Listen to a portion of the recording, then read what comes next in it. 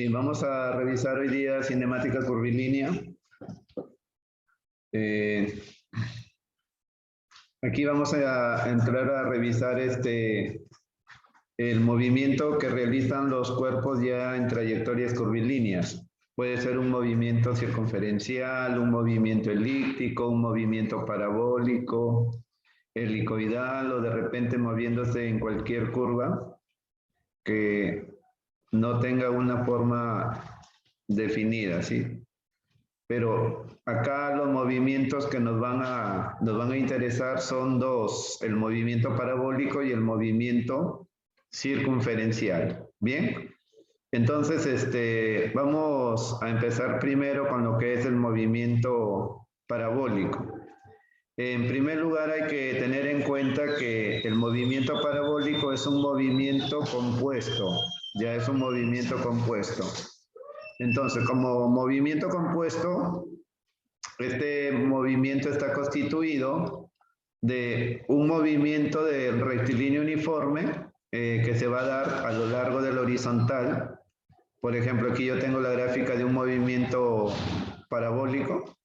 Y si yo analizo solamente a lo largo de la horizontal, entonces ahí yo podré aplicar movimiento rectilíneo. ¿Ya? Entonces ahí todo lo que tú sabes del movimiento rectilíneo uniforme se aplica a lo largo de la horizontal.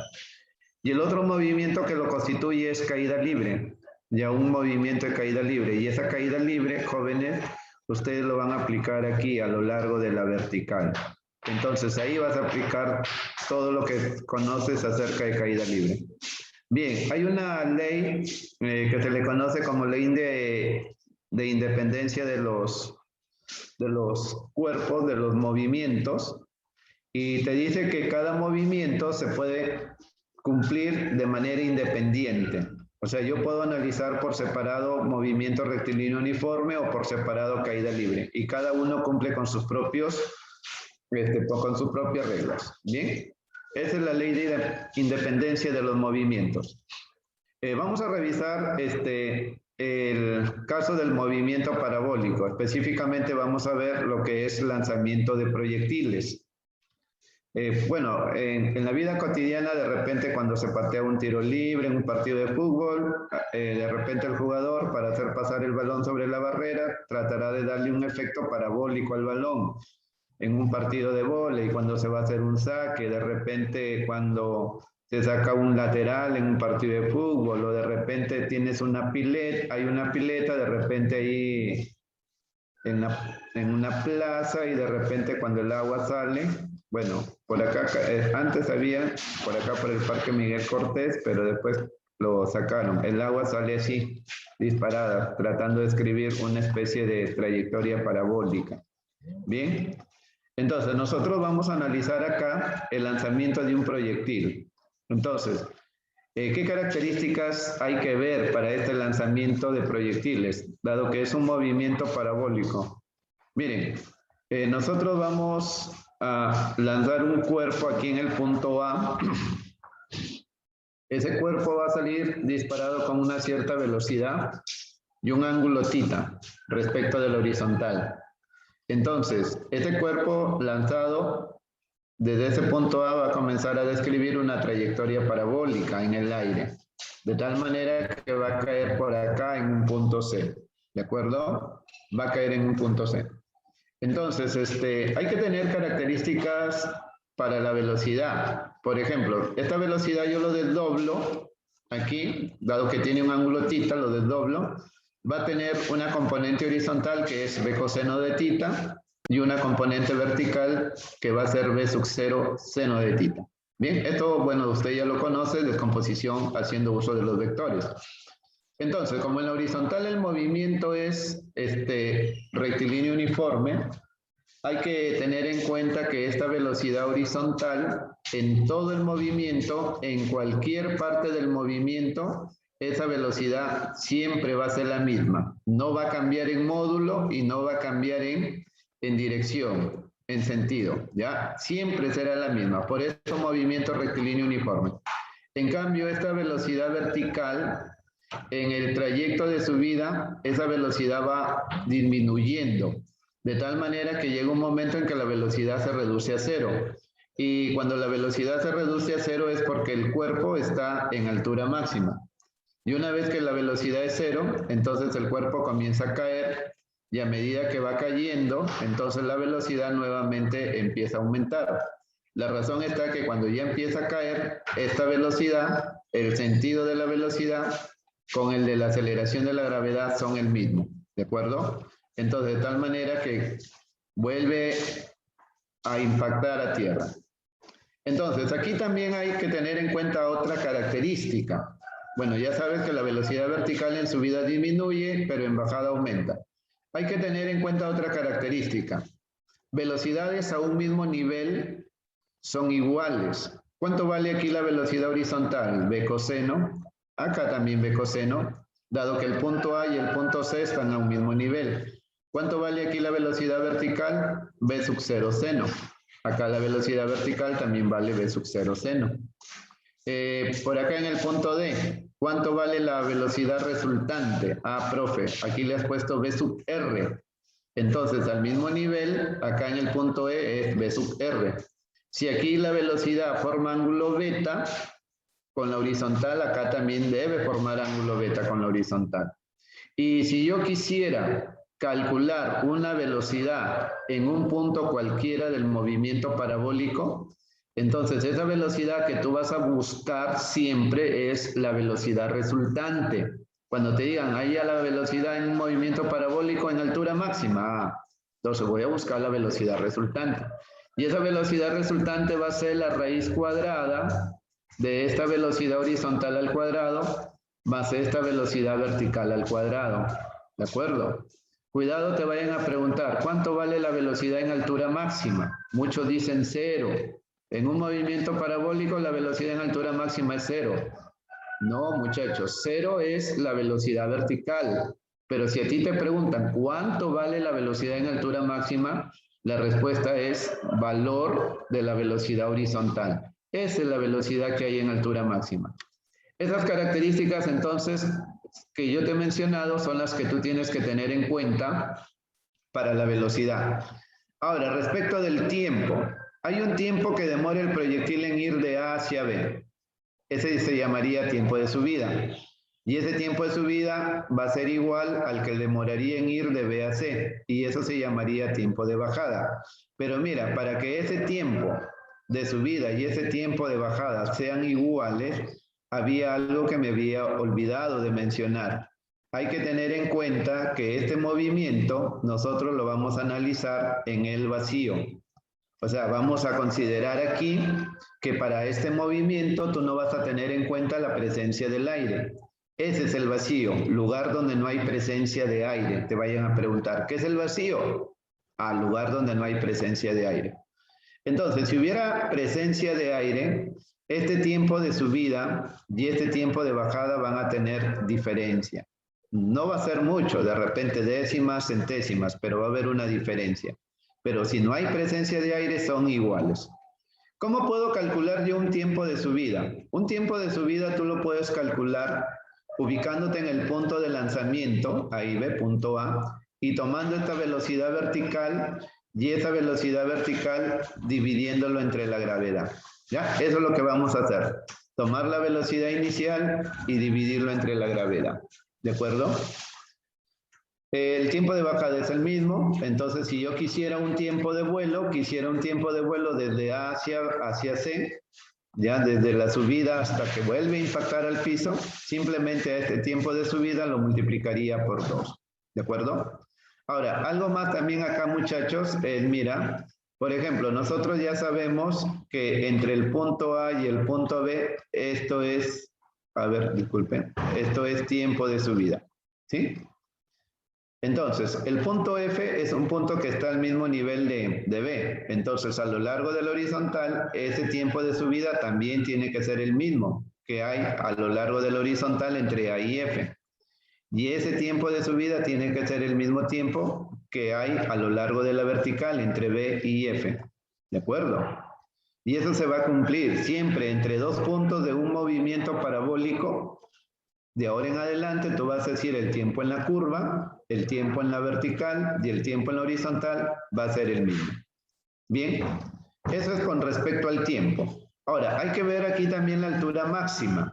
Por ejemplo, cuando nosotros hablamos de altura máxima, la altura máxima se presenta justo cuando esta velocidad vertical se reduce a cero. Cuando esa velocidad vertical se reduzca a cero, ahí nosotros estaremos en altura máxima. Hay una fórmula que siempre lo presentan en los libros de manera directa, pero nosotros vamos a calcularlo así, ¿ve? Con una fórmula de caída libre. Porque acuérdate, aquí en la vertical yo puedo aplicar caída libre. Entonces yo digo, a ver, ¿qué pasa si trabajo entre A y B? Si yo trabajo entre A y B, entonces voy a decir que conozco la velocidad vertical inicial, conozco la velocidad vertical final, entre A y B quiero esta altura máxima y además está presente la aceleración de la gravedad. Esta aceleración de la gravedad es la misma. Para cualquier punto del movimiento parabólico, la aceleración de la gravedad es la misma. Entonces utilizas esta relación. Velocidad final al cuadrado es velocidad inicial al cuadrado más 2 veces gravedad por altura. De repente alguien dice, profe, usted está analizando en subida. Si yo quiero analizar en bajada, hazlo también. Aquí nomás cambiarías el signo, más, porque estás analizando bajada. Acuérdate que en caída libre, si subes, aquí el signo es menos, pero si bajas, el signo es más. A lo largo de la horizontal, mira, a lo largo de la horizontal se cumple MRU. O sea, quiere decir que si yo quiero analizar desde el punto A hasta el punto C, esta distancia yo lo calculo trabajando velocidad multiplicada por tiempo. El famoso estoy viendo televisión, ¿o no? Pero ¿quién es esta velocidad? Ah, esa velocidad va a ser la velocidad horizontal. Y como tú vas a ir desde A hacia C, ese tiempo desde A hacia C se llama tiempo de vuelo. Y ese tiempo de vuelo lo tienes acá, ¿ve? Simplemente que aquí falta multiplicarlo por 2, porque esto es tiempo de subida. Y ahí entonces estarías trabajando el alcance horizontal. Ahora, ¿qué pasaría si yo quiero que ese alcance horizontal sea el más grande posible, el mayor posible? Entonces, a este ángulo de lanzamiento en el punto A, tú tendrías que darle el valor de 45 grados. Con 45 grados se consigue el máximo alcance horizontal. Bien, entonces todo lo que yo te he mencionado, está acá en texto. Ya entonces esto yo ya no lo leo porque si estuviste atento, entonces ya lo has escuchado. Lo que sí te quiero resaltar acá es que hay dos relaciones que sí te voy a pedir que los aprendas, ¿ya? Y justamente es relación entre el ángulo de lanzamiento, la altura máxima y el alcance horizontal. La tangente del ángulo de lanzamiento es 4 veces la altura máxima sobre el alcance horizontal. Y la otra relación que tienes que manejar acá, Tigría, es que la altura máxima siempre va a ser la octava parte de la gravedad por el tiempo de vuelo al cuadrado. Bien, estas dos relaciones a tenerlos en cuenta. Bien, esto es lo que tú encuentras en los libros. Bueno, el tiempo de vuelo, aquí está el tiempo de subida por 2. Esto es lo que tú encuentras en los libros para la altura máxima y para el alcance horizontal.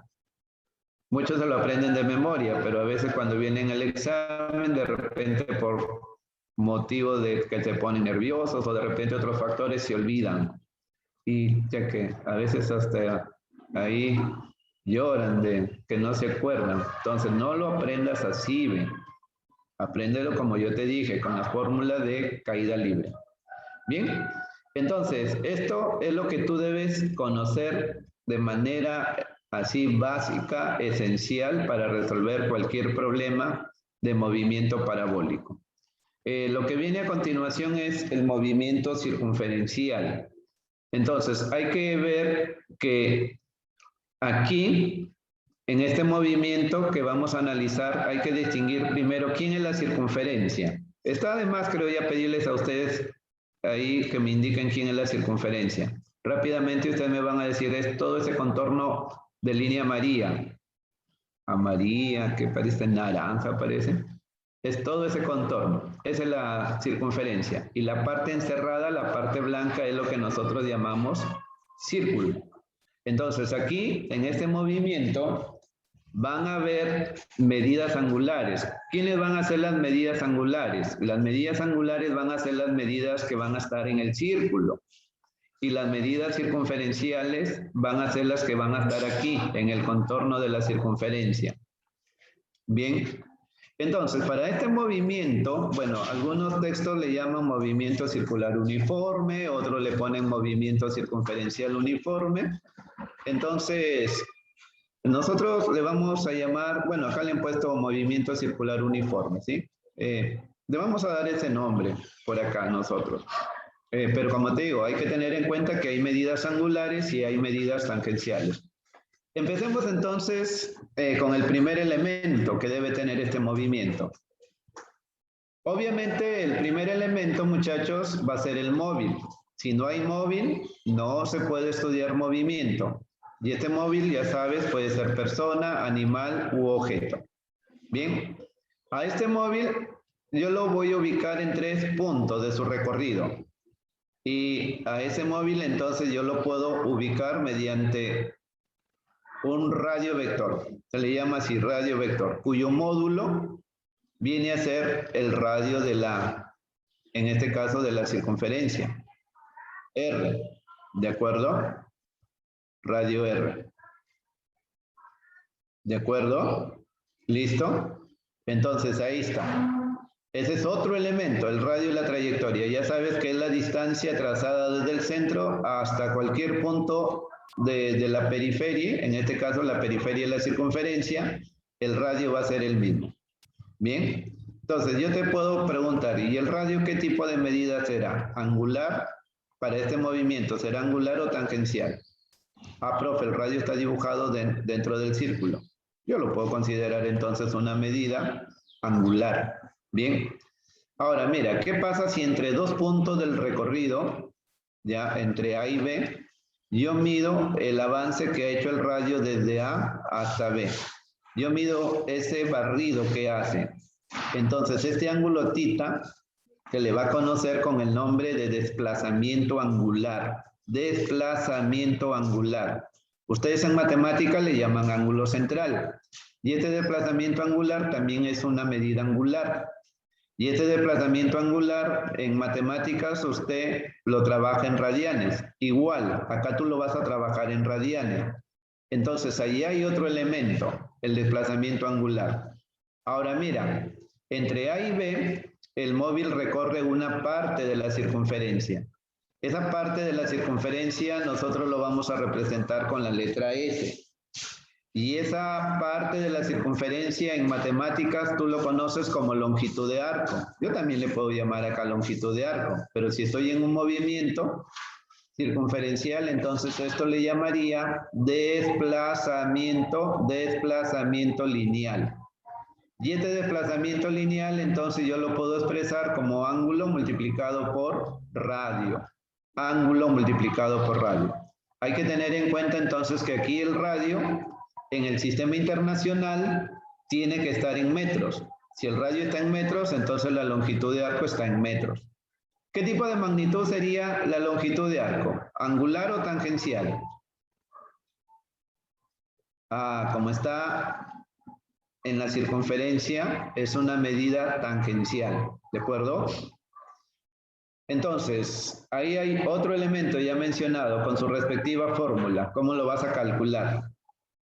Ahora, hay una velocidad que tiene el móvil y es una velocidad que en este caso recibe el nombre de tangencial porque siempre lo vas a dibujar tangente a la trayectoria. Entonces, esa velocidad se llama velocidad tangencial. Esa velocidad tangencial se caracteriza porque siempre con el radio de la trayectoria, en cualquier punto, va a estar formando su ángulo de 90 grados, siempre. Ya con el radio, la trayectoria forma sus 90 grados. Para un movimiento uniforme, la palabra uniforme te indica que la rapidez tiene que ser constante. Entonces, en este caso, si yo quiero que esta velocidad tangencial en módulo, solamente en módulo, porque mira, aquí en dirección la flechita tiene una posición, por acá cambió, por acá cambia, en todo el recorrido cambia. Pero si yo quiero que el movimiento sea uniforme, esta rapidez no debe cambiar. Entonces, para hallar esta rapidez, entonces, entre dos puntos, yo me ubico entre dos puntos del recorrido. Yo trataría de conocer el desplazamiento lineal y lo divido entre el tiempo. Ahí está, ¿ven? Esa va a ser la manera de cómo vas a calcular la velocidad tangencial. Desplazamiento lineal sobre tiempo. Movimiento uniforme. ¿De acuerdo? Ahora, hay una velocidad que se ubica siempre en el centro de la trayectoria. Y esa velocidad es la llamada velocidad angular. Velocidad angular. Esta velocidad angular, jóvenes, como vector, escúchame bien, como vector no cambia en dirección y no cambia en módulo. La velocidad tangencial solamente es constante en módulo, pero esta velocidad angular en vector, como vector, es constante, no cambia ni módulo ni dirección. Esta velocidad angular entre dos puntos del recorrido, usted lo calcula tomando el desplazamiento angular y ese desplazamiento angular lo divide entre el tiempo. ¿Ya? Entonces, ángulo sobre tiempo va a ser la velocidad angular. ¿Cuál va a ser la unidad que va a tener esta velocidad angular? A ver, ahí ya lo chequeas en tu modulito. Radian por segundo. Esa va a ser la unidad, radian por segundo. Por acá nosotros también hay que tener presente que esta velocidad angular en cualquier punto con el radio de trayectoria siempre va a ser perpendicular. Por eso se dice que la velocidad angular siempre con el círculo de rotación es perpendicular. Bien. Ahora, hay una aceleración, pero profe, ¿por qué hay aceleración si este movimiento es uniforme? Sí. Si es movimiento uniforme no debe haber aceleración, pero no estamos en un movimiento rectilíneo, estamos en un movimiento circunferencial. Y en un movimiento circunferencial sí hay presencia de una aceleración. Esa aceleración es la aceleración centrípeta. Y esta aceleración centrípeta, el papel que va a tener es de que va a estar constantemente cambiando la dirección de la velocidad. Entonces, ¿por qué cambia esa dirección de la velocidad? Va a cambiar por la aceleración centrípeta. Hay dos maneras de calcular la aceleración centrípeta. Una es si yo conozco la velocidad tangencial, lo elevo al cuadrado y lo divido entre el radio. O si no, tomo la velocidad angular al cuadrado y lo multiplico por el radio. Bien, entonces aquí hay que tener presente entonces que esta aceleración centrípeta lo vamos a expresar en metro por segundo al cuadrado. Ya lo vas a expresar en metro por segundo al cuadrado. Bien, entonces veamos, hay presencia de aceleración centrípeta. Ahora, ¿qué más tenemos por acá? Miren, nosotros tenemos que tener en cuenta que hay una magnitud escalar que te va a medir el tiempo que demora el móvil en dar una vuelta. Esa magnitud escalar se llama periodo. Entonces, un periodo en el movimiento circunferencial tú lo vas a definir como el tiempo dividido entre el número de vueltas. Ese va a ser el periodo. Pero así como está el periodo, si yo tomo la inversa del periodo, entonces yo voy a encontrar la frecuencia. Y la frecuencia en este caso lo vamos a determinar como el número de vueltas dividido entre el tiempo. Ya, número de vueltas dividido entre el tiempo. Entonces, esta frecuencia entonces te va a representar, en otras palabras, cuántas vueltas estará dando este móvil en un segundo. ¿Cuántas vueltas dará el móvil en un segundo? Cuando tú le calcules su valor. Esto se mide en hertz. En hertz. El tiempo o periodo se mide en segundos. Esta frecuencia, muchachos, ustedes también lo pueden encontrar en unidades de RPS, revolución por segundo. Lo puedes encontrar como revolución por minuto. Lo puedes encontrar como revolución por hora. Y cuando tengas este tipo de unidades, entonces son unidades de frecuencia angular. Al final de cuentas, estas unidades de frecuencia angular, al final de cuentas, no van a ser más que unidades de velocidad angular, ¿ya? Como lo vamos a ver de aquí de repente en un problema. Bien, listo, entonces, aquí hay dos relaciones que quiero que tengas en cuenta. Por ejemplo, la velocidad angular es 2pi por la frecuencia y también la velocidad angular es 2pi sobre el periodo, ¿de acuerdo? Entonces ahí hay que tener en cuenta eso. 2pi por la frecuencia y 2pi sobre el periodo, ¿de acuerdo? Esto entonces que yo te he mencionado acá, es todo lo referente al movimiento circular uniforme. Aquí hay que tener en cuenta también lo que son discos concéntricos, ya discos concéntricos, y lo que son discos tangentes. Los discos concéntricos van a ser aquellos discos que van a tener el mismo eje de rotación. Ahí ve, fíjate. Este disco plomito y este medio gris tienen el mismo centro. Si los discos tienen el mismo centro, los discos van a girar lo mismo, en ángulo. Si van a girar lo mismo en ángulo, van a barrer siempre el mismo ángulo, entonces sus velocidades angulares son iguales. Sus velocidades angulares son iguales. Pero lo que van a tener de diferente, son las velocidades tangenciales. ¿Por qué? Porque uno de ellos tendrá un radio más pequeño que el otro. Y obviamente el que tenga más radio va a tener mayor velocidad tangencial. Bien, eso debido, mira, ¿a qué? A que aquí hay una relación que quiero que manejes. Esta relación es una relación esencial en el movimiento circunferencial. Esta relación te dice que toda velocidad tangencial es velocidad angular por el radio, ¿ya? Toda velocidad tangencial es velocidad angular por el radio. Bien, entonces la velocidad tangencial son diferentes. A ver, ¿qué pasa si tenemos discos tangentes? Si hay discos tangentes, entonces hay que tener en cuenta que cada disco tiene su propio eje. Ya cada disco tiene su propio eje. Si tienen su propio eje, entonces van a tener diferente velocidad angular. Ya, esa es la característica. Tienen diferente velocidad angular. Pero aquí en el punto donde se unen, ahí los dos discos van a tener la misma velocidad tangencial. Eso hace de que tengan la misma velocidad tangencial. Esta es también cuestión esencial para conocer en el movimiento circunferencial. Y para ir terminando, mira, vamos con el otro movimiento que nos interesa. El movimiento circunferencial uniformemente variado. El movimiento es variado porque van a haber cambios en la velocidad. Fíjate aquí, ve, la velocidad tangencial, V1, V2, V3. Si hay cambios en la velocidad tangencial, es porque va a haber presencia de una aceleración que va a generar ese cambio. Esa aceleración en este caso viene a ser la aceleración tangencial. ¿De acuerdo? Miren, hay que tener en cuenta lo siguiente.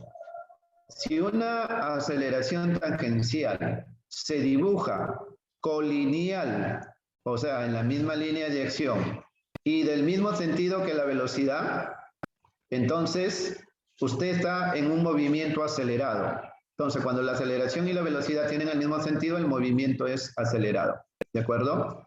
Y esa aceleración tangencial lo vamos a definir como el cambio de velocidad dividido entre el tiempo. ¿Ya? Cambio de velocidad entre el tiempo. Entonces, ¿cuál va a ser la unidad que va a tener esta aceleración tangencial? Es una unidad que ustedes ya conocen desde el MRU. B, metro por segundo al cuadrado. ¿Bien? Ahí está. Entonces, jóvenes, esta aceleración tangencial en módulo va a ser la misma para todo el movimiento. No cambia en módulo. Va a cambiar en dirección, sí, pero en módulo no. ¿De acuerdo? ¿Qué tipo de magnitud es esta aceleración tangencial? ¿Angular o tangencial? El mismo nombre lo dice, ¿sí? Tangencial. Claro, es una magnitud tangencial porque está en el contorno ahí de la circunferencia. Bien. ¿Qué más debes saber? Mira, por cada velocidad tangencial que tú tengas en un punto del recorrido, por cada velocidad tangencial habrá una velocidad angular. Tengo una velocidad tangencial 1 aquí. Acá tengo una velocidad angular 1. Aquí tengo una velocidad tangencial 2. Pero como el movimiento es acelerado, entonces esta velocidad tangencial 2 es mayor a esta. Entonces, esta velocidad tangencial 2 hace de que yo aquí tenga una velocidad angular 2. Obviamente mayor a esta. Entonces, ¿quién me mide la diferencia de este cambio de velocidad angular? ¿Quién mide la diferencia? Ahí entra otra aceleración, la aceleración angular, que se va a definir, cachema, cambio de velocidad angular dividido entre el tiempo. Obviamente el tiempo que hay entre este punto y este, porque ahí es donde se ha dado el cambio de velocidad. Entonces, esta velocidad angular, las unidades que va a tener son de radian por segundo al cuadrado. Eso es importante también, manejar las unidades. Radian por segundo al cuadrado. Jóvenes, si en un gráfico a ti te dan una aceleración angular con el mismo sentido de la velocidad angular, el movimiento es acelerado. Pero si tuvieran sentidos opuestos, el movimiento es desacelerado. ¿Qué otra aceleración hay aquí presente en este movimiento? Bueno, la infaltable, la causante de que la velocidad vaya cambiando de dirección, la aceleración centrípeta. Esta aceleración centrípeta, a ver, te pregunto, si se define como velocidad al cuadrado, velocidad tangencial al cuadrado sobre el radio, ¿cómo es en módulo esta aceleración? ¿Constante o variable? Vaya mirando ahí. Vaya mirando donde estoy señalando. ¿Qué pasa con la velocidad tangencial? ¿Es la misma o cambia?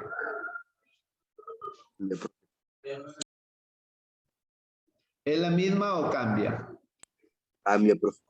Cambia. Y si la aceleración, si la velocidad tangencial cambia, entonces la aceleración tangencial, centrípeta, disculpa, bien, cambia también. Va a cambiar en módulo y va a cambiar en dirección. Aquí apunta así, por acá apuntará así, por acá apuntará así.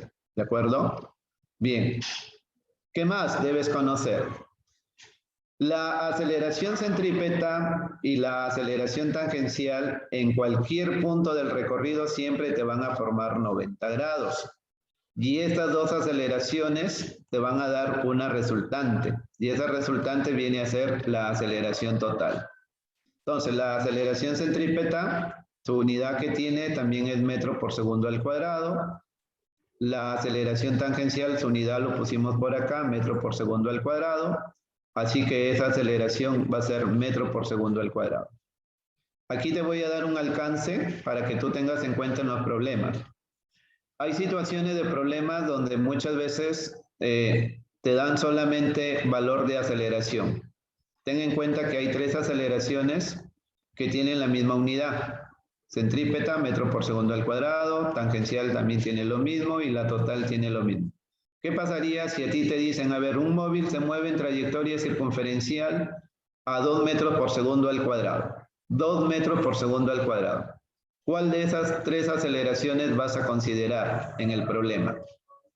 La aceleración que yo tengo que considerar vendría a ser la aceleración total. ¿Ya? Anota eso. Y para ir terminando, por acá están las leyes que rigen el MCU. Bien. Bueno, dice, en tiempos iguales, los cambios de velocidad angular y rapidez tangencial son iguales. Los cambios de velocidad angular y rapidez tangencial son los mismos. Mira, aquí entre A y B, aquí el móvil tiene una velocidad V y más adelante 2V. ¿Cuánto es el cambio de velocidad? Hay que restar estos dos valores. 2V menos V me queda V para un tiempo T.